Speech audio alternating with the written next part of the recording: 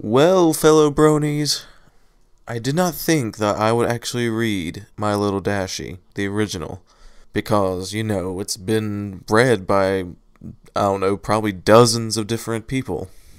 However, my reading of the sequel by Ty 500 600 is, well, my most watched video. It has the most comments, it has the most likes. No, I don't know if that's because I read that one the best, or because My Little Dashie is so popular. It's probably the latter, actually. But anyway, I thought that I would read this one, the original My Little Dashie, by Rob Caccarin 53. Be sure to brace yourselves, every pony. This fanfiction will make you cry, unless you're completely desensitized. I live my life, one day at a time. A good portion of those days are uneventful, always falling in the same routine. I wake up, walk to work, walk home, then bum around until I go to bed. Sometimes I'll hang with my few friends. Other times I'll just play video games or watch My Little Pony: Friendship is Magic. Every so often, something new and interesting happens. I meet an old friend, I find $1 on the ground, or I get chased by a stray dog. Living in a dying city isn't very fun or interesting. This city was once full of life and color, but now most of the houses are sagging. The businesses sit empty and abandoned, and several open fields lay barren of the once great factories that helped drive the economy. I had never seen this city during those times in person, but I have seen the pictures. My mother and father lived happy, and they could only wish the same for me growing up. Sadly, I cannot say I have achieved that wish of theirs. I have fallen into the same dull routine. Wake, work, sleep, repeat. I do have some moments of bliss, but the daily struggles I go through outweigh the small moments of joy I have. My Little Pony has helped, but it's still just another thing to give my hopes up on. Every time I see the show, or one of the ponies on a fan site, I recoil a bit at the bright colors, the joyful faces of the ponies, and the peaceful scenery of their world. It's so hard to look at that beautiful world, having it so close to my grasp. I reach out to touch its warm colors and bright smiling faces of the ponies, only to be stopped by my computer screen. I snap back to reality. It gets to the point where I will simply shut down my computer and walk away. I do that a lot, especially after my parents' death. I go for a walk. When I feel sad, I walk. When I feel tired, I walk. When I feel like walking, I walk. Walking has become my second life, in a sense. I spend at least half my day outside along the crumbling sidewalks and decaying suburbs. I've seen people come and go. I've seen buildings torn down, burned up, or have so much graffiti on its walls that its original color is unrecognizable. I very rarely pass any other people in my strolls. Most people don't like to look at their once beautiful city, their homes or former businesses. I don't blame them. In fact, I envy them. They saw this place with their own two eyes, seeing the buildings still standing tall and proud, the lawns freshly cut, the paved roads and sidewalks still intact. The only thing I've ever seen that even comes close is my mother's paintings. Each of them, colorful scenes of this concrete world. She started painting once everything crumbled beneath her feet, making the sad scenery before her look beautiful. Her masterpiece is of an open field that yielded a parking garage. Over it, she drew an amazing rainbow, my favorite picture. I guess that is part of why I like Rainbow Dash the most out of all the other ponies. Her colors, the amazing sonic rain boom, all reminded me of that picture. There have been times that I wished I had my own Rainbow Dash, or, more realistically, a plushie of her, to curl up in bed with. I have made an old Simba into a temporary replacement, until I am able to save up enough money for one. It helps, in a way. Like holding it close will heal my wounds, my pain, and my sorrow. My feet, after countless hours of walking in my old shoes, pulsate under the sheet, and all the while, I'll hold that stuffed animal harder than a mother protecting her child. It's the only thing I can look at and feel true joy, even if it physically isn't the Rainbow Dash I want. It will have to do. Today, as usual, I walked to work. It was the same shit, just a different day. Watching the same people enter the store, grab their merchandise and pay, then walk out with bags in tow. My shift ended after several hours of this. I clocked out and started walking home. I decided to use a different route this time, for a change of pace.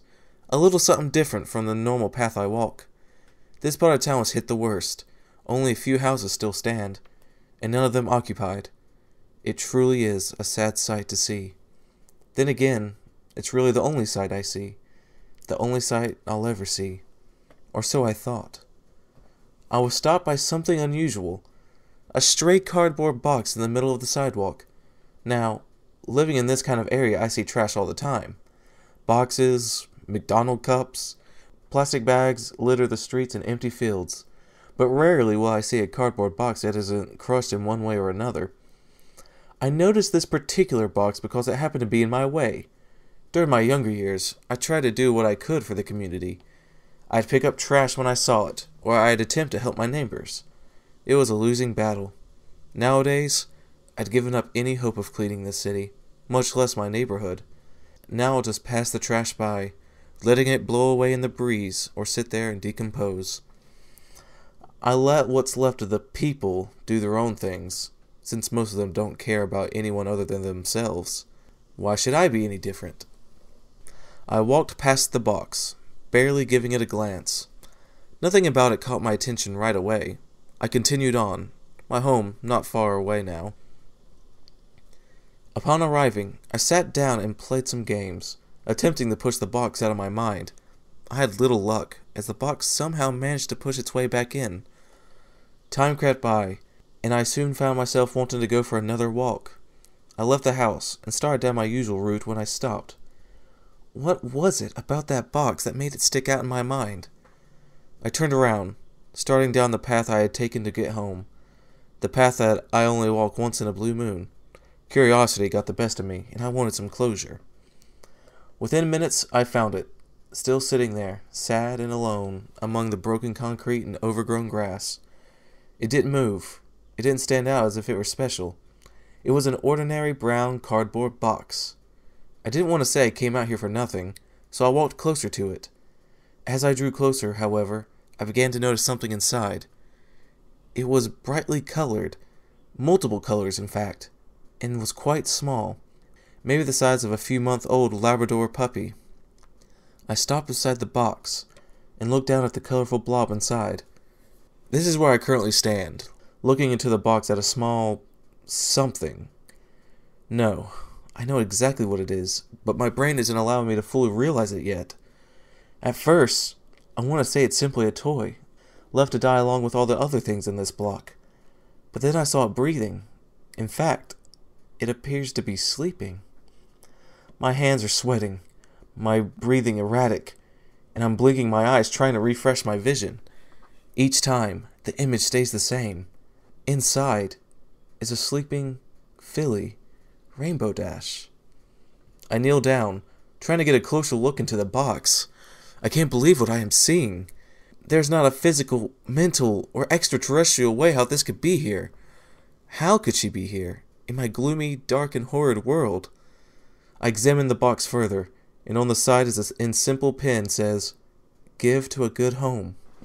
The first thought that runs through my mind, besides the initial Philly Rainbow Dash is in a box, is, who would give up a Philly Rainbow Dash?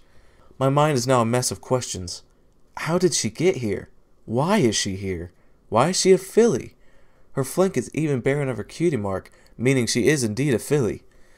As I stand to stretch my tired legs, I accidentally bump the side of the box with my foot, and the inevitable occurs. She wakes up. She looks around, rubbing her face with a foreleg, trying to wake herself up. At first, all she sees are the brown walls of the box, but then she looks up to me. Those large black eyes, along with the rose-colored rim around them, drove my heart to, as the meme goes, explode. Twice. The sheer cuteness of it all drives me to kneel back down, and I can't hold back a smile. I haven't smiled like this in years, since the last time me and my parents went out to the only remaining park in the area. Her eyes continue to stare at me, and I stare back. I don't know what to say, or what to do, but I must start somewhere. "Hi there." I speak, but she doesn't respond. What are you doing out here?" She looks around, then back at me. The more I study her, the more I realize she is really young. Years younger than her Philly appearance in episode 23. She might not even be able to talk yet. That is, if she can talk in my world. The fact that she is even existing right now has me reeling in confusion. I return my attention back to her, and notice a small shiver of her body. The fall season is here, and it can get pretty cold, especially around mid-September. I'm not sure how to exactly tackle this situation. Do I take her home? Do I call someone? Who would I even call? I'm a closet brony, so none of my friends know about my love of the show. I can't take her to a shelter. That's a stupid thought in the first place. Not only would it be a horrible sight, she might be taken off to some lab and experimented on or something just as equally horrible. I have only one choice. She shakes once more as the cool air reaches her coat. Her wings ruffle as she lays back down and huddles her legs closer to her body to keep warm. That's the final straw. I can't take it anymore. I take off my own jacket and reach down and pick her up. I get the initial response I expected. Fear. She begins to squirm around, unsure of what I'm doing to her. She can't fly yet, but she still flutters her wings as in praying for a miracle to happen that she does magically take flight. I set her into my jacket, wrap her up so that her head is sticking out, and hold her in my arm. She continues to squirm, but then my body heat begins to finally seep through the thin jacket and she settles down. It's all right. Let's take you somewhere warmer, huh? I smile again at her. She looks up to me with so much confusion in her eyes as she tries to process what is happening. Don't worry, I'm not going to hurt you. It's getting late, and you'll freeze out here. I think she understands me, for after I say those words, her eyes return to their normal size, and she snuggles herself more comfortably inside my jacket. She squirms a little, trying to get into a more comfortable position. I can feel her hooves and wings poking me as she shifts. Then, to top it off, she rests her chin onto my arm and lets out a deep sigh, closing her eyes to drift off to sleep. My heart explodes for a third time. The entire walk back, I keep an eye out for other people who could pass me by. I don't want anyone else to see her. I have no way of knowing how they would react. As usual, though, I don't see a single person. It's midnight by the time I get home, fortunately for us both. I had turned on my porch light, otherwise I might have passed it. Being one of the few occupied homes on the block meant a lot of darkness. The city even stopped running power to streetlights, so that made it all the more difficult. I glanced down at the filly, who continued to sleep in the jacket as I carried her. She was no longer shivering, and felt quite warm. I walk up to my porch, careful not to make too much noise as I get my keys out. Unlock the 2 deadbolts, the master lock, and finally the doorknob, and open my door. It is dark inside, due to me leaving while it was still light out. With a flick of the switch, the single bulb in the hallway comes to life, shedding some light into the living room. Most of the furnishings are my parents'. Then again, so is the house. I became the owner of it after their passing, and have done what I can to keep it that way. Still with the Philly rainbow dash on my arm, I walk into the living room. As I pass my family portrait, I greet it with a, "Hello, Mom. Hello, Dad." I know they aren't there, but knowing that they loved me, and that I love them, helps me stay sane, and to keep going in my miserable life. As I enter the living room, I can feel stirring in my arm. She had woken up, and most likely when I turned on the light, and is now getting antsy. With no idea what to do or how to tackle the situation, I set her down on the couch. Immediately she jumps out of the jacket and looks around, already investigating her surroundings. I continue to watch her as she explores the couch, then continues to the coffee table. What are you doing in my world? I didn't mean to ask that out loud, but it just sort of happens every now and then. Only seeing my few friends once in a great while, I find myself talking to, well, myself a lot. I don't own a pet, because that just means more money to dish out and I'm already struggling as it is. For my question, the only response is another blank look on her face. That tells me that she has no clue either. Then again, what else should I expect from a filly that can't even talk yet? Are you lost? The moment the words left my mouth, her ears fall and she looks to the ground. Oh. The realization strikes that she has no clue what is going on, where she is, who I am, or anything else. She's beyond the word lost. She is misplaced. Well, until something happens, I guess you can stay with me. I see how she lifts up her head, ears starting to erect once more, and looks at me with worry. My words don't sound that encouraging, so I throw on a smile as I speak. Don't worry. I'm sure whatever brought you here will fix itself within time. We just gotta wait. Is that alright? I'm not sure why I asked that, but it seems to do the trick. Her ears perk up and she smiles. The next few hours are spent giving her the grand tour of my house. Nothing amazing to see, and I avoid taking her to my bedroom out of fear that the large amount of dirty clothes would swallow her up. Afterwards, I give her something to eat. I break up some small carrots, and amazingly I discover she has some teeth. Since she is still a filly, I wasn't sure she could eat solid foods such as carrots yet. Then again, she is from a cartoon, so I don't know what is correct for her anyway.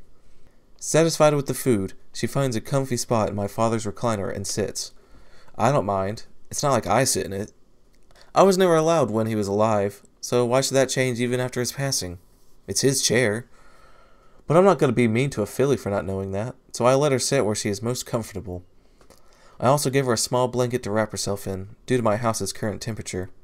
It's not as cold as it is outside, but my furnace has had problems since before my parents' passing. There was a trick to fixing it, but that died along with my father.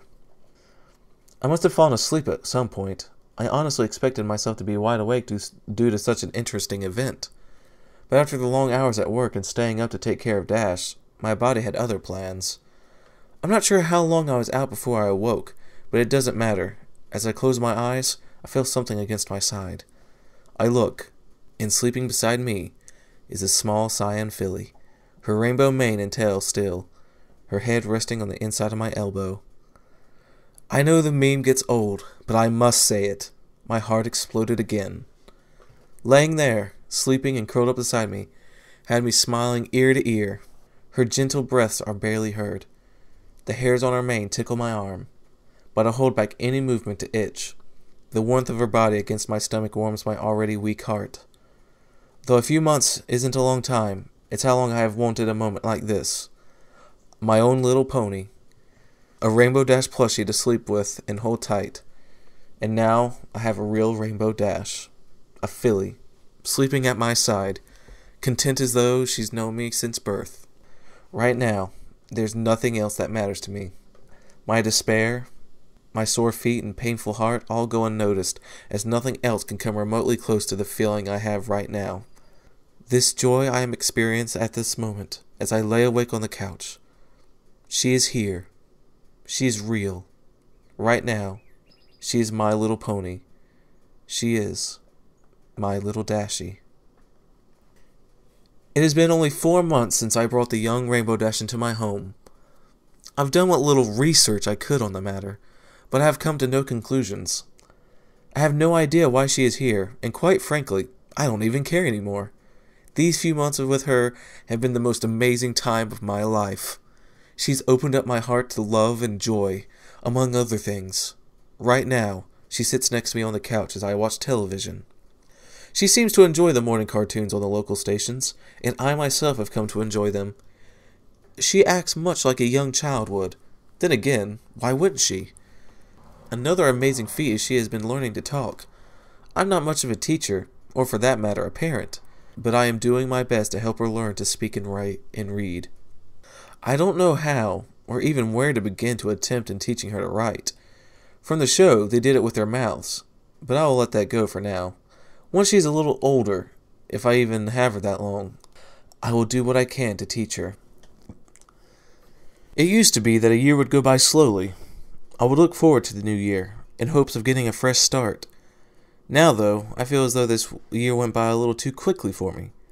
I've decided, since I have no knowledge of her actual birth date, to make the day I found her her birthday. September the 17th. Oddly enough, that's the very same date that the second season of My Little Pony, Friendship is Magic aired last year. I quit watching the show after Dashy came into my life. There was no reason for me to continue, and honestly, I don't have much time to myself anymore. It would be hard to hide me watching the show, and even harder to explain the situation if she were ever to see it, especially at her current age.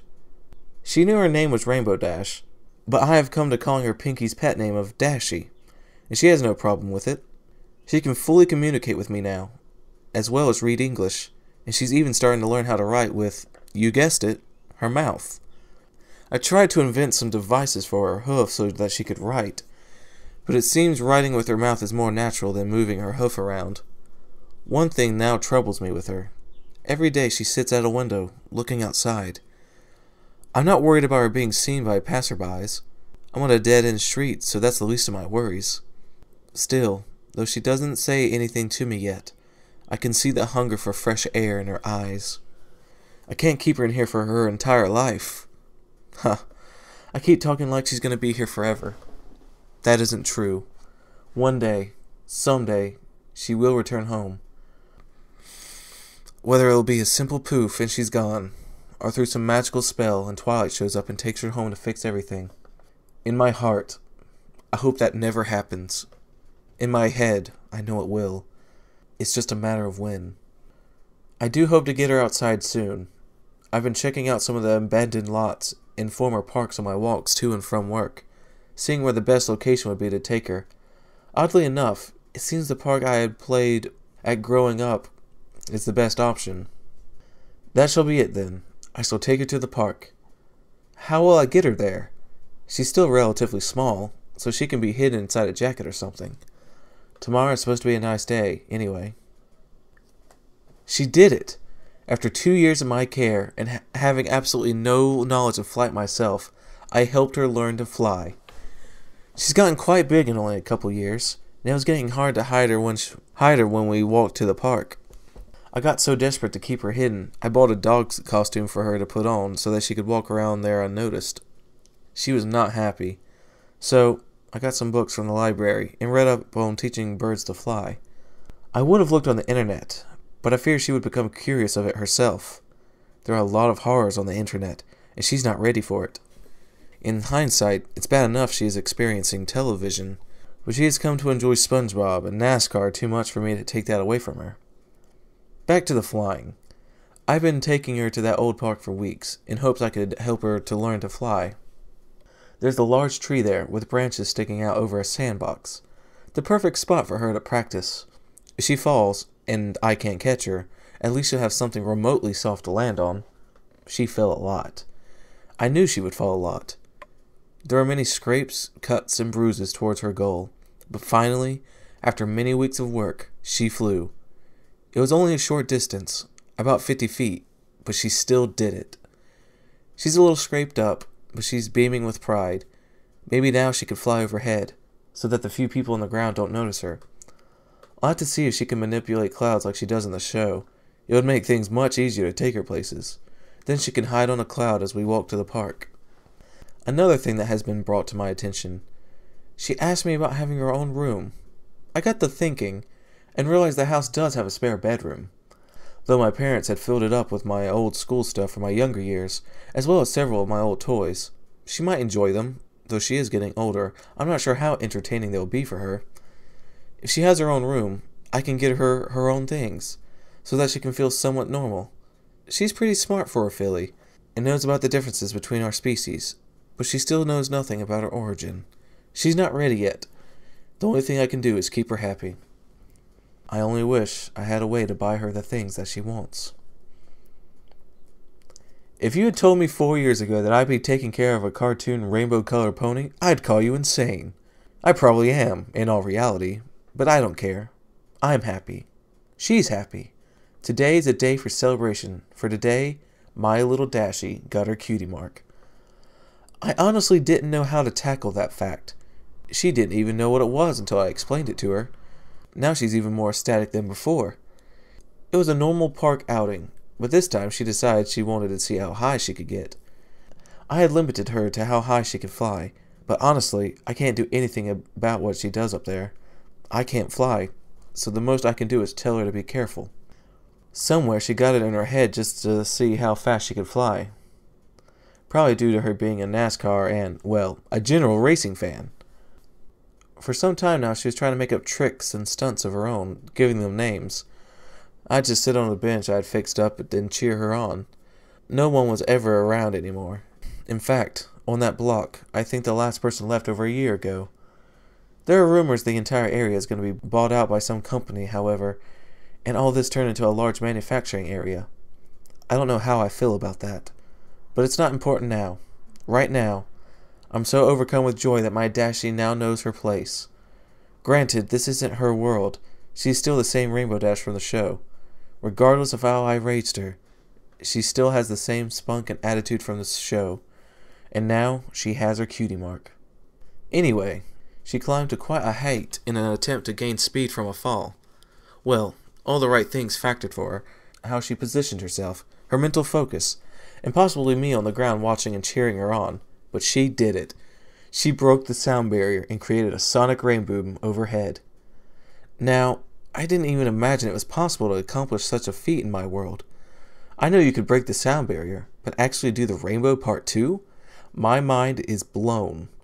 So, the initial explosion brought upon many broken windows and sent off car alarms in the next county. I quickly rounded her up, and we rushed home before anyone could arrive at the park. I was lucky none of my windows were broken. The rest of the day was spent celebrating. It just so happened today was her 4th birthday. I have no way of knowing how old she actually was when I got her, so I just started over. I would have bought a cake, but due to the boom all the businesses were closed and needed new windows, so we made a cake on our own.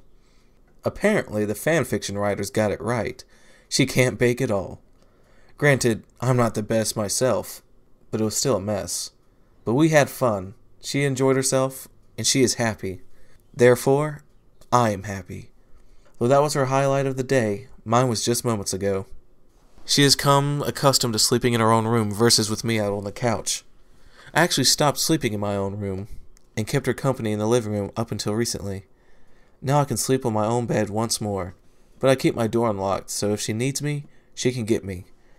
I had just tucked her into bed and told her goodnight when she said it. "Good night, Daddy. I love you." I haven't been on the internet in, 3 years now? I don't know how the My Little Pony thing online is doing, or what memes are still alive or not. But damn it all, I'm gonna say it 'cause it's true. My heart exploded twice. For the first time, not only did she call me Daddy, which she has done on occasion, but she even said, "I love you."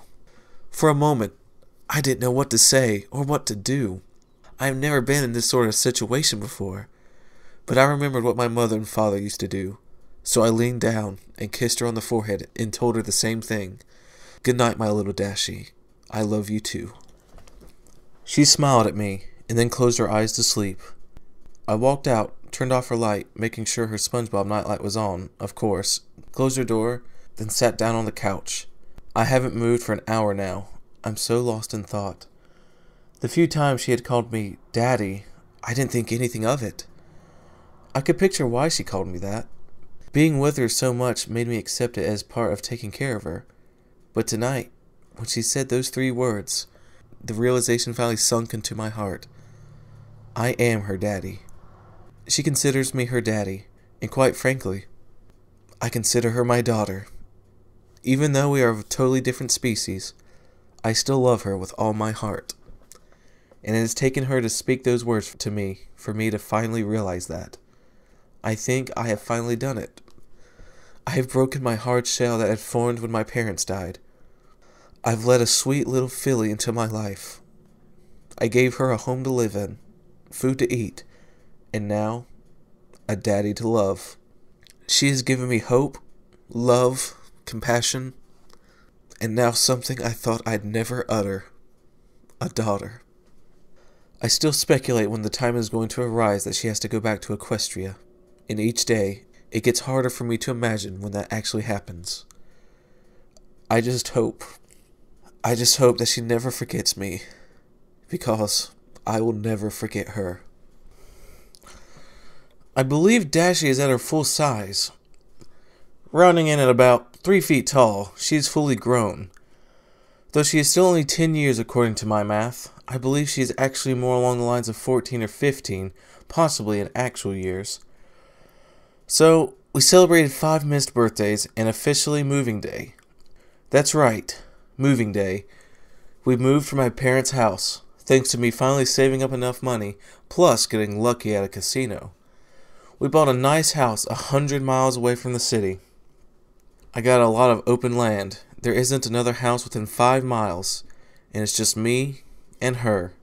Now she can fly around all she wants, whenever she wants.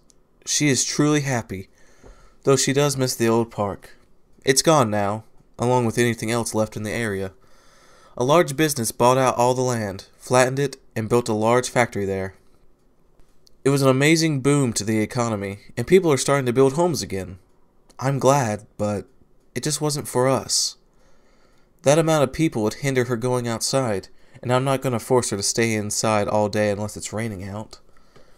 I've gotten a new job, one that pays much more than my old one. Dashy even talked about getting a job, but then she remembered what I told her. The look on her face was heartbreaking. We were enjoying a cake we made, which I must add we have improved upon that skill, when she brought it up. I jokingly said that she can't, due to her being a pony, and I laughed. She remained silent. My God, I'm horrible. I just laughed because my daughter is different.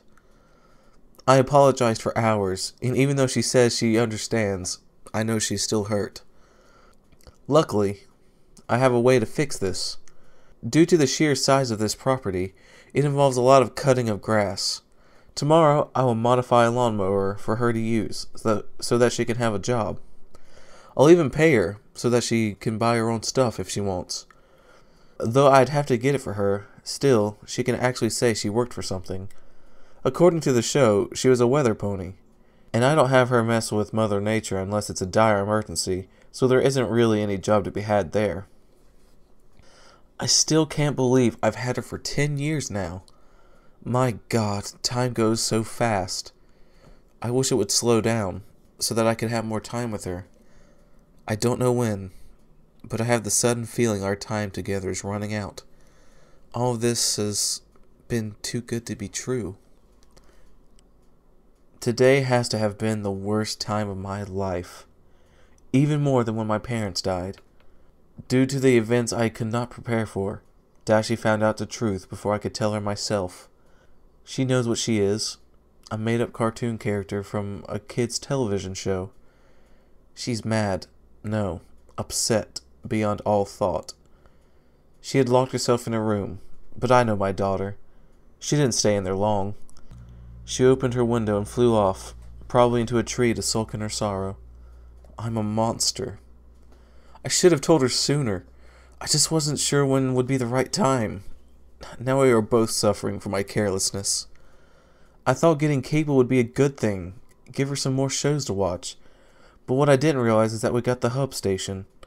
I wasn't even aware it was still up. And find my surprise the show My Little Pony is still even airing. It had stopped at 8 seasons, but it was still being repeated. I remembered I walked in from work with some groceries, set them into the kitchen, and walked into the living room. That's when I saw it. Yay, she did it! Fluttershy had screamed, jumping with joy as Applejack, Twilight, and Pinkie Pie all sat on the clouds with dumbfounded looks on their faces. My heart sank. I knew this episode. I remembered this episode. Even after seeing nothing for 12 years, I still remember that damn episode. In that episode, Rainbow Dash performs the Sonic Rainboom, much like how my Dashy had years ago. At the time, I was still holding my keys, and I dropped them. They clanged on the wood floor. If she didn't know I was home before, she knew now. How long? Dashy asked me, no emotion in her voice. How long have you known about this? Dashy turned to me.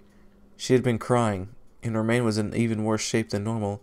How long have you known about this? I couldn't help it. A tear ran down my cheek as she yelled at me. This was the first time in all these years she had raised her voice to me, and I deserved every bit of it. So, I sat down, turned off the television, and told her everything. I told her about the show, about finding her, and answered any other questions she had for me.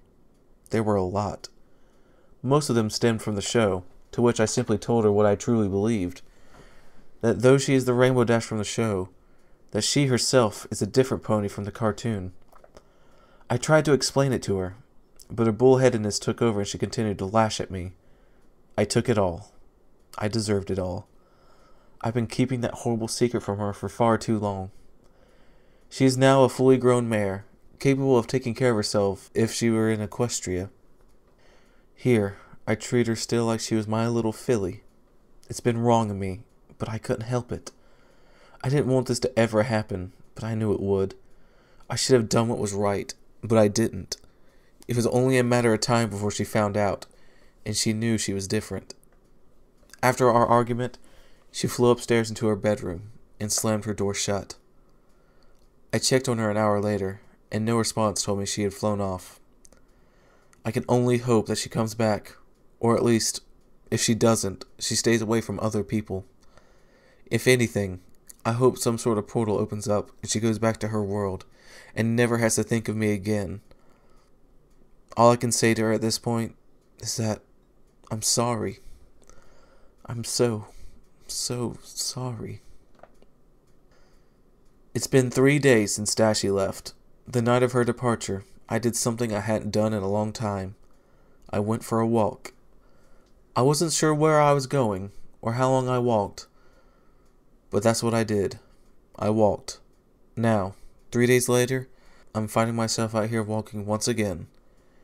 I had been out for roughly 3 hours, and though it is only 5 in the afternoon, it has grown dark. A storm is brewing, and soon I will be getting hit by the brunt of it. I turn around to begin my walk home, though I don't rush. My energy these past few days have been non-existent, as I have barely eaten anything more than some toast. I feel so lost as I walk through the woods that surround my home. No, our home. It's as much hers as it is mine, and nothing will change that. The rain has begun, but I do not quicken my pace. I just walk, much like I had done so long ago. The distant memories of all my pain and sorrow before Dashy began to seep back into my mind. I haven't had these thoughts in years. The pats of water on the tree leaves help keep me distracted. It's a peaceful sound, one you would never hear in the city. The rain is picking up as my shirt is now soaking wet. I'm sure I'll be sick tomorrow morning, but I don't care. I've been sick for 3 days now. A mental illness that has been tearing me apart. My daughter is somewhere out there, hurting, needing some comfort and warmth in this rain. I wish I could be there for her, even though she may not want me to. She may not ever want to see me again from how she acted. I don't blame her. It must be such a horrible thing finding out your past like that. I can't even imagine what it would be like. I know Dashy is a strong mare, and she can pull through, but I also know she holds a grudge at times. I'm not sure that, even if she did come back, she would ever forgive me, or more importantly, if I could even forgive myself. It's now pouring out here. The tree canopies are barely holding back the torrential rain as I am hammered by water droplets. I stop to look around and find my bearings to return home. I'm not lost. Most of this area is easy to traverse once you get used to it. It's just, I'm also looking for Dashy as I walk. It's the reason why I'm walking in the forest in the first place. I press on, keeping a steady pace through this rain. Suddenly, I spy a large, thick tree. Its stature sticks out amongst the rest, and from looking at this barely wet grass underneath, I can tell its many branches are holding back even this hard rain. I need to take a break, so I walk under the tree and sit down. The grass is barely wet, with only a few small droplets making their ways down. This is the kind of tree I'd imagine Dashy would hide under in this rain. I wish it to be true, but I saw no sign of her as I approached. I close my eyes and lean against the tree hulk as I think about my life, our life, together as a father and daughter. We have grown so much as a family, and now have been fortunate enough to have very few fights. None of them were as heartbreaking as the one 3 days ago. I feel a tear running down my cheeks as I imagine Dashy's face again. The anger in her eyes, mixed with the confusion, just tears me apart. I want so badly to make things right, or to go back in time and stop it from happening, but I can't do either of those. What's done is done. I'm so sorry. I speak out loud, not caring for no one is listening. I'm alone in these woods, besides the wildlife. In this rain, they are hiding as well, and the ones that aren't are far from a being such as I. I'm just so sorry, Dashy. I continue to cry as I keep my eyes closed and leaning against the tree. The rain continues to pour around me. An occasional drop hits my head, but I don't care. Crack! I open my eyes from the sudden sound and look to my left. I'm shocked at what I see before me. Looking at me with teary eyes herself. Dashy. My little Dashy, covered in burrs and tree sap along her mane and tail, is standing a couple feet away from me. She's wet with both rain and tears. I hadn't heard her approach. Then again, being a Pegasus, she was very quiet and light on her hooves. She doesn't speak, and instead walks over to me, not caring what noises she makes under her hooves. I don't move. I just sit on the ground and watch with my own wet eyes. She looks so horrible, yet so beautiful at the same time. Her coat would need a good cleaning, but that was the least of my worries. Without a word, she sits next to me, not making eye contact as she looks off into the woods. I can only look at her, wishing to hug her tightly and never let her go again, but I hold back, knowing that it would be too sudden. Finally, she is first to speak. I heard you. Her voice then got quiet as she whispers. And I'm sorry too. I simply smiled through my tears. Her stubborn attitude was still showing as she always had difficulties apologizing. Dashy, you have nothing to be sorry about. It's my fault. Simple as that. It seems my point doesn't get across, as she finally looks at me with a sorrowful face. Dad? Do you still love me? Now is the time to act. I reach over and grab her, holding her in a tight hug. Of course, Dashy. I've always loved you. I still love you, no matter what. Not even a small fight such as ours could ever change that. She returns the hug, as we sit there and cry together. We continue to apologize, me for the truth, and her for raising her voice and storming out. After some time, the rain subsides while we remain under the tree. Dad? Can we go home now? I need a shower bad. I let out a chuckle, and she too laughs as I stand. We make our trip back home. She is smiling again. I am too. I've been giving it some thought, and I think I shall give her birthday present a little early. A ticket to the Indy 500. Yes, I'm taking her to the Indy 500. She can simply sit on some clouds and watch while I'm in the stands. I didn't even have to get her a ticket, but she needs some sort of reminder of her visit. I'm sure she will have a blast, and though I don't expect this to make everything right, I can only hope it cheers her up some. With some time, I'm sure she will relax and settle down about her being in a cartoon. She's a smart mare, and knows she is real, not that made-up pony from the show. I can only help push her to believing that, and hope she does the same to me. There is a point in every parent's life when they have to let their child go. Whether it be for the better or for the worst, it must happen at some point. I now sit here in my living room, by myself, sulking over photographs of my distant memories of me and Dashy. On her 20th birthday, I had planned a special outing to go see a flight show. As we prepared to leave, there was a knocking at the door. Never in the years we had lived there had anyone knocked on the door. Hell, we hadn't even made arrangements if someone did show up. I simply told her to go to her room while I took care of it. Once I heard her door shut, calmly and collectively I asked who it was knocking, expecting some stranger, possibly lost on his or her travels. A female voice spoke in such an elegant, yet attention-grabbing tone, I felt myself listening to her with the uttermost attention. She asked if she may come in, a question I'd normally refuse within a heartbeat, and yet something about her voice was reminiscent. I couldn't help but walk over and open the door. When I first saw the figure standing on my porch, I wasn't sure if I was dreaming or hallucinating. Standing there was the radiant and majestic Princess Celestia. I was at a loss of words, fighting both emotions of brony excitement, which I had only felt when I first found Dashy, and emotions of sorrow, for I knew what this meant. She stood there, another second looking at me. We matched each other in eye level, her body being the size of a nearly full-grown horse. I stepped back and allowed her to enter. What caught me off guard next was the 5 other ponies that followed suit. First Twilight Sparkle, then the rest of the gang. Applejack, Rarity, Fluttershy, and lastly, Pinkie Pie bounced in.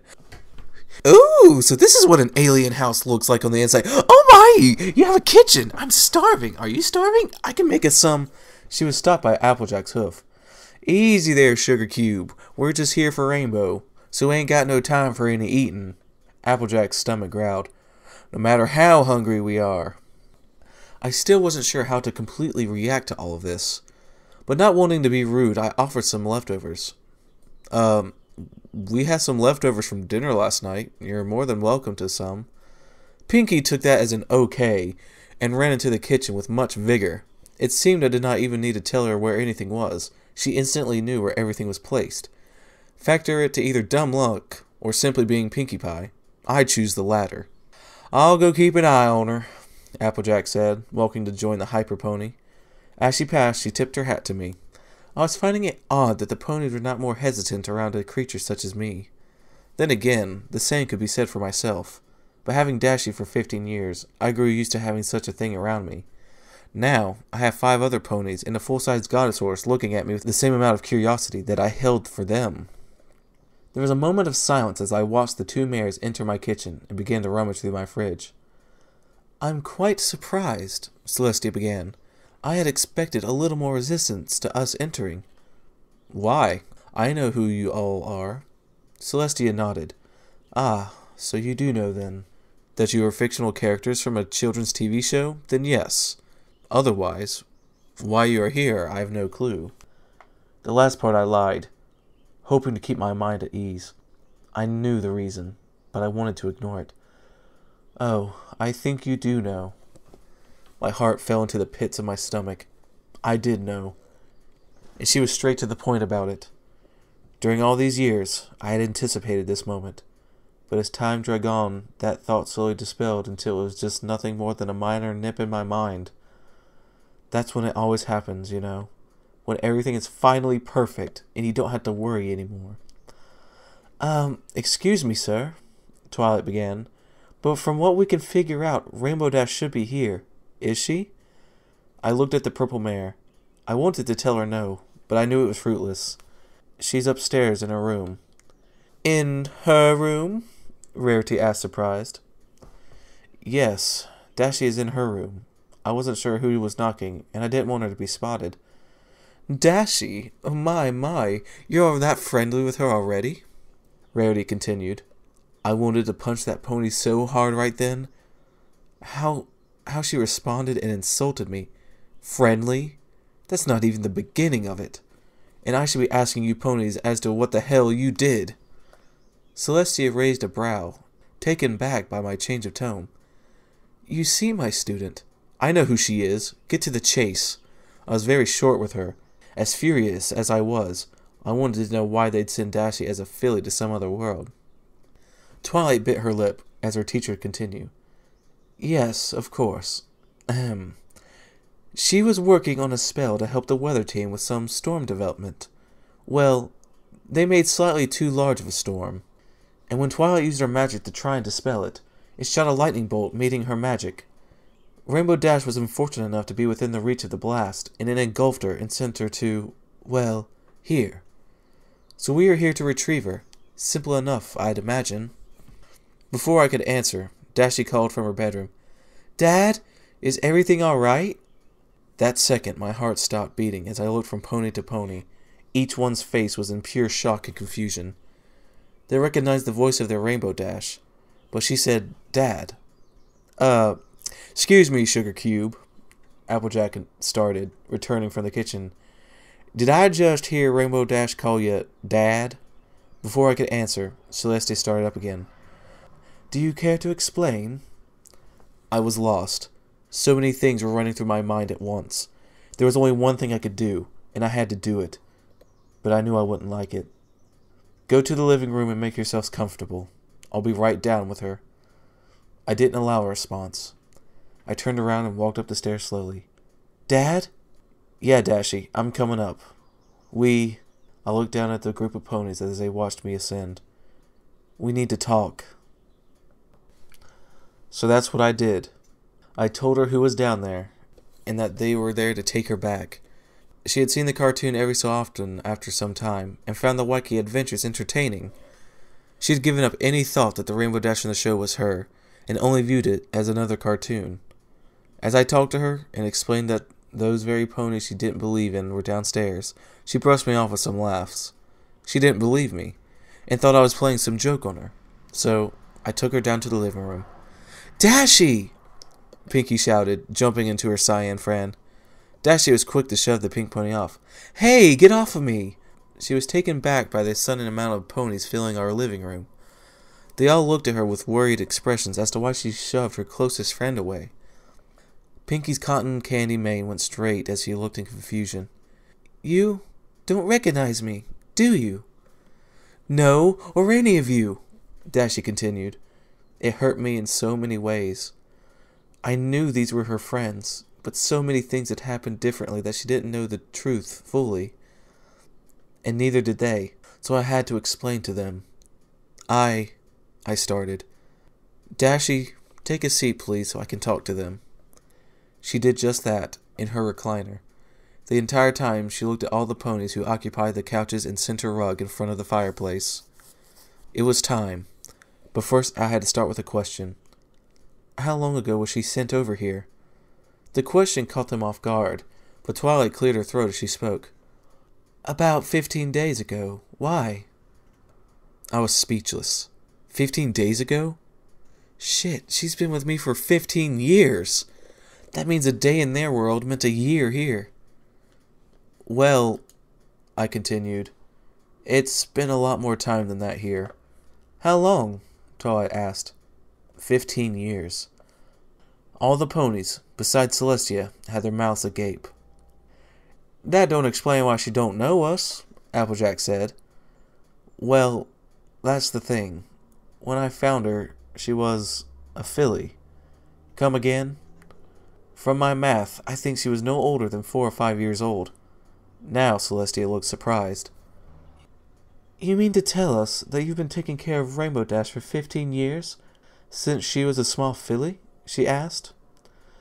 I simply nodded and looked over to Dashy, who wore an expressionless look on her face. She is... I started, but I couldn't hold back my tears any longer. I know it's not true. God, I wish it was, but... I understand.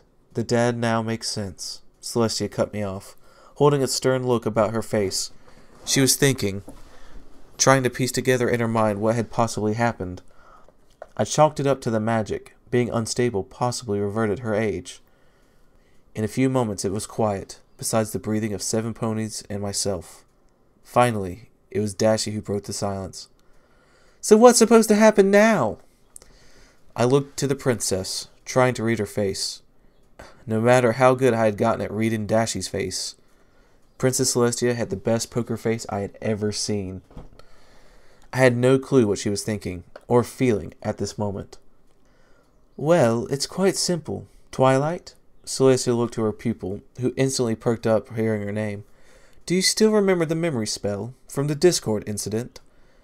Twilight simply nodded, as she stood from the couch and hopped into the floor. I knew what was going on. What Celestia had in mind. She wanted Twilight to either erase her memories and start from anew, or, possibly, I hope she simply just wanted to give Dashy her memories of their friendships and time in Ponyville. I wasn't sure what to do. I felt it was right. I knew it was right and needed to be done. I'd been telling myself that for 15 years as I waited for this moment. But there was something I needed to say before it happened. These ponies are going to take my Dashy away, and I had some words to speak before that could happen. No, wait, please, I started. Twilight stopped and looked to the sun goddess. Just give me a moment with her, please. All I ask, since this is the last time we'll see each other. I had given up holding back any tears, and at this point was openly crying. The ponies could tell I was hurting, and Dashy didn't look to be faring too well either. So, figuring it wasn't good to prolong the inevitable, I walked over to the chair Dashy sat in, knelt down to meet her eye level as I spoke. Dashy, my little Dashy, I love you with all my heart. You have done wonders to open me up from the man I once was. I had to pause for a moment to settle down. You have brought me so much joy in my life that I can't possibly ever thank you for. At this point, Dashy too had begun to cry. That only made it worse for me. These 15 years we have had together, talking, playing, flying, all those have been so special to me. I just want you to know that I will forever love you. It doesn't matter if we aren't biologically related or of different worlds. I don't care what you may ever think of me, or if you ever even remember me. But right now, you being my Dashy, I want you. I poked her on the chest to physically show I was talking to her, to know that fact. If there is ever a problem that happens, and you need me, don't hesitate to find a way to get me, okay? I tried to laugh, passing off that last part as a joke. It worked, only slightly, as we both continued to cry. I could also hear some sniffling from behind me. I could only picture Pinkie Pie crying much like she had at the end of the second episode in Season 1, after Luna and Celestia had been reunited. Do I have to go, Daddy? It had been a few years since she actually called me Daddy. Most of the time it was simply Dad or Pops. It felt good. It felt good, knowing she still cared for me enough to call me Daddy, much like the first time she had said it to me so many years ago. I simply nodded my head as I stood up. Before I could fully grasp my balance, she jumped up to me and hugged me tight. I could feel her tears on the back of my neck, and I returned the embrace. It's your actual home, Dashy. You don't belong here. You need to go back to where you belong. I belong here, with you. It hurt so much to say, but I had to keep her convinced that this was the right thing to do. No, you don't. You are limited here, only able to fly around the house. You have no friends or other ponies to relate to. I was only taking care of you until this time would come, but I never thought it would be this painful. It remained quiet for a few more minutes as we held each other tight. She didn't fight back or want to resist what was happening, which told me she knew as well what must be done. I love you, Daddy. And I love you too, my little Dashy. We separated as she lowered herself to the ground. At this point, all the other ponies had tears flowing, even the goddess herself. She had seemed quite smug about knowing what had happened, the time difference and such, but it was evident that the age difference was a shock. She had most likely had expected to find a 35-year-old Rainbow Dash, but instead found my 20-year-old Dashy. Twilight stepped closer to Rainbow Dash, sniffling once before her horn glowed. I knew what was coming. It hurt so much, but I knew it was right. It was what had to happen, for her friends, and in a twisted way, for me. Now I could know she was actually going home, and would be around her friends, and could fly wherever and whenever she wanted to, without any limitations. She could enjoy friends' company once more. Wait! I looked from the floor to Dashy, as she backed away from Twilight. Before I go, I want to get something. Before any pony or myself could protest, she flew up to her room. She was quick, and returned with a shoebox in her front hooves. I wasn't sure if she would be allowed to take anything back with her, and half expected the princess to protest. But she remained quiet, allowing Dashy to quickly write down something on a piece of paper and set it on the coffee table. She looked back at me, still crying, but with a smile on her face. I knew she had realized this was how it must end, and knew I knew that as well. The box, from my guessing, was probably her most cherished items that she kept for if she had to leave. Though it hurt me thinking about it, I hoped I hoped she had a picture of us. Then again, I also hoped not, for she would be forced to remember me a world away. And that hurt just as much as everything else. I'm so sorry, Rainbow Dash, Twilight started. I honestly wish there was another way to do this.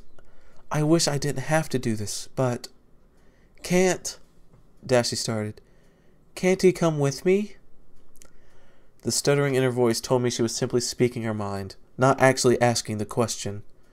Twilight shook her head, unable to keep eye contact with her friend as she cried before her. Rainbow Dash, Princess Celestia started. He cannot join you in our world, much like how you cannot stay in his. This was all never meant to be, and the world around us was not made to house you. And yet... Celestia looked to me, smiling, then began to look around our living room. All the photos of us together, all our knickknacks and belongings strewn around the room. And yet, something beautiful happened here. Something I cannot explain in full. When I realized where you ended up, I expected the worst. I figured you to be ruined, tainted and tarnished from this world's cruelty. But now, I see it's quite the opposite. That here, this man that has raised you, shows me that you are in good hooves, or hands, as it were. Dashy sniffled once, beginning to calm down as Celestia's words sunk in.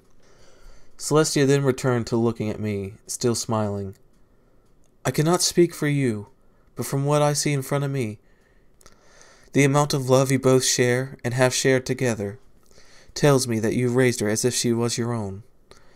Even with the obvious differences, you still raised her, unbiased as to her species, her origins. You raised her as your daughter, which only makes this entire ordeal so much worse. I absorbed her words, as well as the other ponies in the room. So, I must say to you, dear sir, please do not hold my student accountable for this. It was never her, nor any pony else's intention to cause this much hurt for either of you. If you must blame some pony, I would ask you to blame me. I am the one that helped bring them here, to take Rainbow Dash back to her home, away from here. I just couldn't look at any of them, my heavy breathing breaking down with sobs. My mind was just going on her own, thinking back at all the things Dashy and I did together. I took a deep breath as I spoke. Just how can I blame some pony for sending Rainbow Dash here? I sniffled, then cleared my throat as I continued. I nearly choked up as I searched for the words to express myself. These have been the best 15 years of my life, so, if anything, I feel quite the opposite. I wish to thank you, Twilight, and the rest of you. Thank you for what you did, though not intentional. Thank you for all that came out of this. And finally, thank you for all my years, my life, and my love with Dashy. I tried to smile at Twilight between the sobs, but she looked on the edge of tears herself, and could only look away before she cried herself. Celestia then stood from the rug she laid on, and walked over to me as I stood.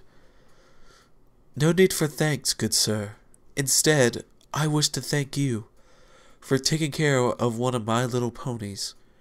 She would have never made it without someone much like yourself. Celestia closed her eyes, and then leaned her horn towards me. I didn't move. I wasn't sure what was going on as she touched her horn to my head. I felt a sudden warmth rush through my body. She drew her horn away, still smiling as she stepped back.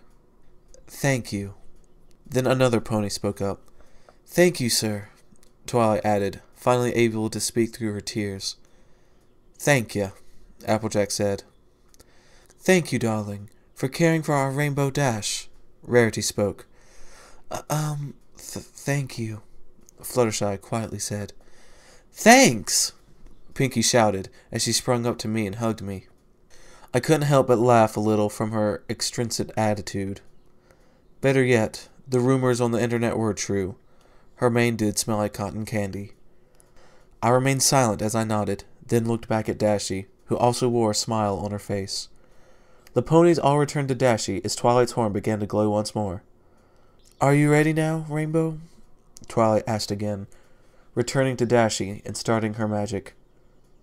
She simply nodded as she closed her eyes and awaited the inevitable. It seemed time slowed down as Twilight's horn approached Dashy's forehead. My mind began forcing random memories of us together. I can vividly remember the splashing of the bathtub from her bath times before she showered herself. I can still taste our many failed attempts at baking and cooking in general. I still smell the outdoors from our times at the park, where she was able to spread her wings. There were so many memories that I simply had to shut off my brain so that I could keep myself focused on Dashy. A single tear ran down her left cheek, as I could see her eyes moving under her lids. Her mind was doing the same thing mine was, forcing our fondest memories all at once, for this would be the last time we ever saw one another. Finally, Twilight's horn touched Dashy's forehead. There was a bright light, and when I could see again, they were all gone. All the ponies had disappeared. Through my tears, I sighed in relief. It felt wrong, but it also felt right. She was now the normal Rainbow Dash that belonged in Ponyville. I stood in the living room for several more minutes, just staring blankly at the empty floor that Dashy had been standing at just moments ago. Then, I looked around the room and took notice at my surroundings. I noticed things were different. Pictures that had once held images of me and Dashy no longer hung from the walls. Many of the random personal items of her were scattered around the living room were gone as well. I was confused, so I ran up to her bedroom to look. When I opened the door, what I saw instead of her NASCAR and air show posters mixed with her bed and other furnishings was a simple office. A cheap desk with a computer on it and an ugly-looking potted plant. It took me some time to digest what I was experiencing, before I realized what must have happened. It made sense, but it still stung me in my chest.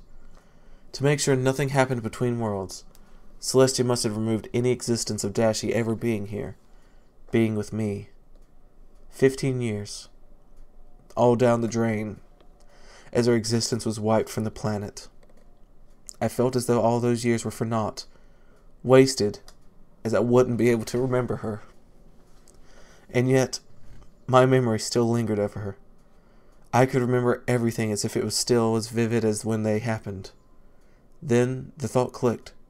She did something with her magic when she touched me with her horn. Did she protect my memories so that I would remember her? Had she done the same for Dashy? I walked back downstairs and into the living room while I thought. On the coffee table sat a book. I recognized it. It was my photo album. I sat down on the couch, opened it to the first page. There was my mother and father with me shortly after I was born. I continued to flip through them, looking at my own past. There was a gap after my parents died, but to keep my mother's dream going, I had picked it back up, making false pictures of my happy times and enjoying my life to stick into her book of memories. Then I opened up to a piece of paper. I picked it up and immediately recognized the handwriting, or more correct, mouth writing. I speculated this was what she had written down before she left. All right, here come the serious tears. This letter always makes me break down. Dad, for 15 years you took care of me. For 15 years you loved me, played with me, and made sure I enjoyed my life in a world not meant to house me. I'm not a man of many words, but even though I told you this in person, I felt you needed a written version of it so you will know it was all real. Those 3 words. I love you, Daddy. You helped shape me into the mayor I am now. I'm not sure what is going to happen, if I'll remember any of this or not. But I want you to know that you did a darn good job of raising me, even if I was a bit stubborn at times and short with you during others. With Celestia's permission, I hope to allow you to keep our photos, our memories, with you so that you'll never forget. Again, I love you. And thank you. Your little daughter always.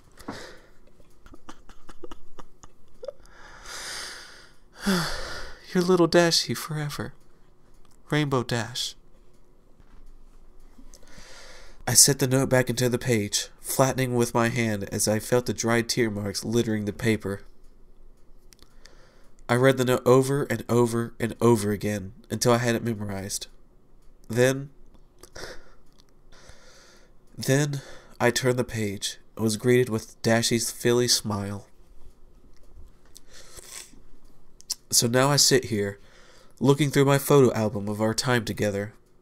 Her first bath, her first words, her first drawing, even her first preened feather, all in this book of memories. Everything else in the house is gone, but what I had put into this book still remains. I don't dare ever change that either, but I will continue to add to it, to show that those years with her helped not only shape herself, but helped shape me as well. I am a new man from what I was 15 years ago. Changed, given another chance by a sheer miracle of fortunate events that transpired from somewhere I can't even speculate. If I had never gone back and checked that box, if I had done something different than I had, could have changed everything between us. I guess I'm lucky that it all worked out. I can gladly say that I have achieved my parents' only wish, for me to be happy.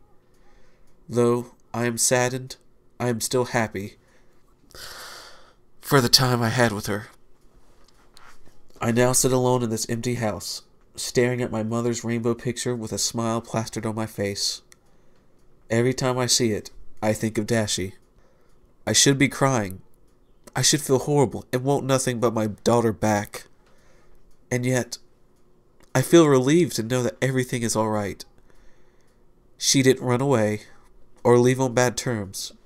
She is gone, home, to where she belongs, and is safe. I looked back at my photo album, turning the page to our most recent photo. The pages are blank. I still have a lot of life ahead of me. And I plan to make the best of it.